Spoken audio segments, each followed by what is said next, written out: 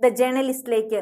ലോക്സഭാ സമ്മേളന കാലയളവിന് തുടക്കമാകുമ്പോൾ ആദ്യ സമ്മേളന കാലയളവിൽ തന്നെ സഭയെ പിടിച്ചു കുലുക്കാൻ തക്ക മാരക പ്രഹരശേഷിയുള്ള ബോംബുകളുമായാണ് ഇന്ത്യ സഖ്യമെന്ന പ്രതിപക്ഷ കക്ഷിയുടെ വരവ്. പ്രധാനമന്ത്രി നരേന്ദ്രമോദിയും ആഭ്യന്തരമന്ത്രി അമിത്ഷായും സംഘവും കടുത്ത ദിനങ്ങളിലൂടെയാവും ഇനി കടന്നു പോവുക. നീറ്റ് നെറ്റ് പരീക്ഷാ വിവാദം മുതൽ കോൺഗ്രസ് നേതാവ് രാഹുൽ ഗാന്ധി പ്രധാനമന്ത്രി നരേന്ദ്രമോദിക്കും ആഭ്യന്തരമന്ത്രി അമിത്ഷായ്ക്കുമെതിരെ ഉയർത്തിയ ഓഹരി കുംഭകോണ ആരോപണം വരെ ഇന്ത്യ മുന്നണിയുടെ ആയുധങ്ങളാണ്. ഇത് മോദിയെയും സംഘത്തെയും ചെറുതല്ലാത്ത രീതിയിൽ തന്നെ പിടിച്ചുലയ്ക്കുമെന്നതിൽ തർക്കമില്ല.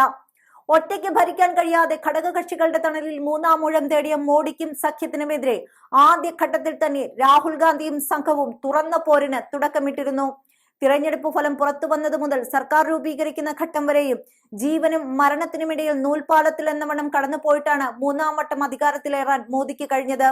ഒരു വേള ഇന്ത്യ സഖ്യം അധികാരത്തിലെത്തിയേക്കുമെന്ന നിലയിൽ വരെ കാര്യങ്ങൾ എത്തിയിരുന്നു. അതുകൊണ്ട് തന്നെ സഖ്യകക്ഷികളുടെ തണലിൽ ഭരണം നിലനിർത്തുന്ന മോദിക്കും ഷായ്ക്കും ഇന്ത്യ സഖ്യം ഉയർത്തുന്ന രാഷ്ട്രീയ വിഷയങ്ങളെ പ്രതിരോധിക്കുന്നതിൽ നല്ല രീതിയിൽ വിയർപ്പൊഴുക്കേണ്ടി വരുമെന്നതിൽ യാതൊരു തർക്കവുമില്ല. രാഹുൽ ഗാന്ധി ഉന്നയിച്ച ഓഹരി വിപണി കുംഭകോണം ബി.ജെ.പിയെ പ്രതിരോധത്തിലാക്കിയിരുന്നു. രാജ്യതലസ്ഥാനത്ത് കേന്ദ്രമന്ത്രിസഭാ രൂപീകരണത്തിന്റെ ചർച്ചകൾ ആരംഭിച്ചപ്പോഴായിരുന്നു രാഹുൽ ആദ്യ വെടിപൊട്ടിച്ചത്. മോദിയും അമിത്ഷായും നിർമ്മലാ സീതാരാമനും തിരഞ്ഞെടുപ്പിനിടെ അഭിമുഖങ്ങളിൽ പറഞ്ഞ ഓഹരി വിപണിയിലെ കുതിപ്പ് കേന്ദ്രീകരിച്ചായിരുന്നു ആരോപണം. വലിയ വിജയം ബി.ജെ.പിക്ക് ഉണ്ടാകുമെന്ന് തെറ്റിദ്ധരിപ്പിച്ച് ഓഹരികൾ വാങ്ങിക്കൂട്ടാൻ നിക്ഷേപകരെ മോദിയും അമിത്ഷായും പ്രേരിപ്പിച്ചെന്നും അസാധാരണമായ ഈ പരാമർശങ്ങൾ ഓഹരി വിപണിയിലെ കുംഭകോണം ലക്ഷ്യമിട്ടായിരുന്നു എന്നുമായിരുന്നു രാഹുലിന്റെ ആരോപണം. കോൺഗ്രസ് ഈ ആരോപണം വലിയ രീതിയിൽ ചർച്ചയാക്കുകയും ചെയ്തു. മോദിയുടെയും അമിത്ഷായുടെയും വാക്ക് കേട്ട് സാധാരണക്കാർ വ്യാപകമായി ഓഹരികൾ വാങ്ങിക്കൂട്ടി. ഇതിനു പിന്നാലെ കോടികളുടെ വിദേശ നിക്ഷേപം വിപണിയിലേക്ക് വന്നു. ജൂൺ 1 എക്സിറ്റ് പോളുകൾ NDAക്ക് 400 സീറ്റുകൾ പ്രവചിച്ചതും ഓഹരി വിപണിയിൽ കുതിപ്പിന് കാരണമായി. എന്നാൽ ബി.ജെ.പിക്ക് കേവല ഭൂരിപക്ഷം കിട്ടാതെ വന്നതോടെ വിപണി ഇടിയുകയും 30 ലക്ഷം കോടിയുടെ നഷ്ടമുണ്ടായെന്നും രാഹുൽ ആരോപിക്കുന്നു. നഷ്ടം വന്നതെല്ലാം സാധാരണക്കാരായ ഓഹരി നിക്ഷേപകർക്കാണെന്നും രാഹുൽ ചൂണ്ടിക്കാട്ടി. സമ്മേളനം ആരംഭിച്ചതോടെ ഓഹരി കുംഭകോണം വിഷയത്തിൽ തുറന്ന പോരിന് പ്രതിപക്ഷം മുന്നിട്ടിറങ്ങുക തന്നെ ചെയ്യുമെന്നതിൽ തർക്കമില്ല. ഇത് സർക്കാരിന് വലിയ തലവേദനയാകും സൃഷ്ടിക്കുക. ഓഹരി കുംഭകോണം അഴിമതിക്ക് പിന്നാലെയാണ് നീറ്റ് നെറ്റ് പരീക്ഷാ വിവാദം പൊങ്ങി വന്നത്.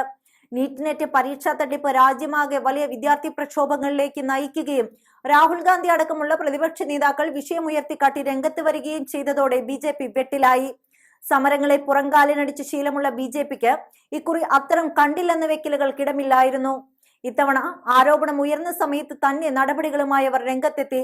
നീറ്റ് നെറ്റ് വിവാദം കേവലം രാഷ്ട്രീയ ആരോപണം മാത്രമല്ലെന്നും 18ാം ലോക്സഭയുടെ ആദ്യ സമ്മേളന സമയത്ത് തന്നെ ഉയർന്നു വന്ന ആരോപണം സർക്കാരിനെ പ്രതിസന്ധിയിലാക്കുമെന്നും മനസ്സിലാക്കിയായിരുന്നു നെറ്റ് പരീക്ഷ റദ്ദാക്കാനും നീറ്റ് പരീക്ഷാ തട്ടിപ്പിൽ നടപടി സ്വീകരിക്കാനും കേന്ദ്ര സർക്കാരിനെ പ്രേരിപ്പിച്ചത്.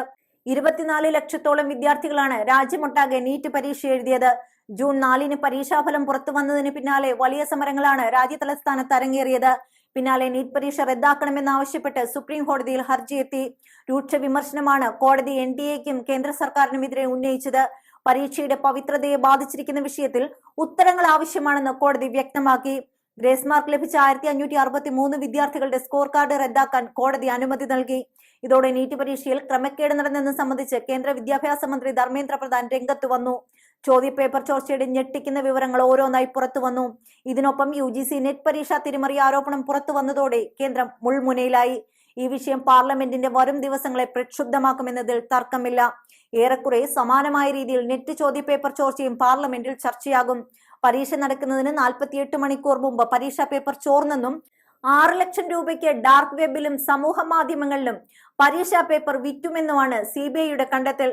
പരീക്ഷയുടെ സമഗ്രതയിൽ വിട്ടുവീഴ്ചയുണ്ടായെന്ന് പ്രഥമ ദൃഷ്ട്യാ തെളിവുകൾ ലഭിച്ചതിന്റെ അടിസ്ഥാനത്തിൽ പരീക്ഷ റദ്ദാക്കുന്നതായി വിദ്യാഭ്യാസ മന്ത്രാലയം പ്രഖ്യാപിച്ചതിന് പിന്നാലെയാണ് ചോദ്യപേപ്പർ ചോർച്ചയുടെ ആഴം വെളിപ്പെടുത്തിയുള്ള CBI വെളിപ്പെടുത്തലുണ്ടായത്. വിവാദം കത്തിപ്പടർന്നതോടെ പ്രതിഷേധമിരമ്പി. രാജ്യതലസ്ഥാനത്ത് വിദ്യാർത്ഥി സംഘടനകൾ പ്രക്ഷോഭം കനപ്പിച്ചു. രാജ്യമാകെ വിവിധ വിദ്യാർത്ഥി യുവജന സംഘടനകളുടെ നേതൃത്വത്തിൽ പ്രതിഷേധ സമരങ്ങൾ പൊട്ടിപ്പുറപ്പെട്ടു. നാഷണൽ ടെസ്റ്റിംഗ് ഏജൻസിയുടെ സുതാര്യത വർദ്ധിപ്പിക്കുമെന്ന് പ്രഖ്യാപിച്ച സർക്കാർ കർശന നിയമങ്ങളടങ്ങിയ പൊതുപരീക്ഷാ ക്രമക്കേട് നിയമത്തിന്റെ വിജ്ഞാപനവും പുറത്തിറക്കി.